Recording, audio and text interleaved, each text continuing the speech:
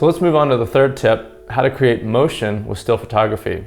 Obviously, I know that you're only taking one frame at a time. That's the definition of a still photo.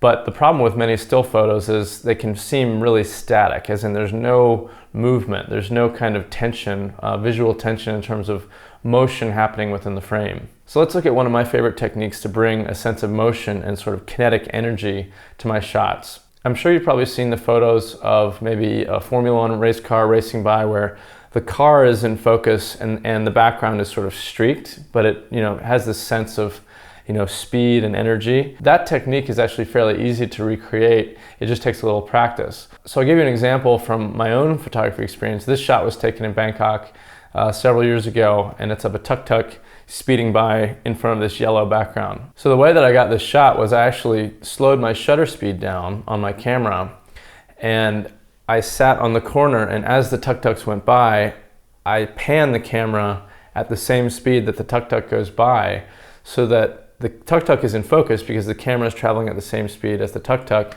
but then the background is blurred because the shutter is open fairly long, and so the background details blur out. And then it brings the motion of the tuk-tuk, the energy of the tuk-tuk, it brings that to the foreground. So that's a technique that's worked really well for me over the years, and you can use it for really anything.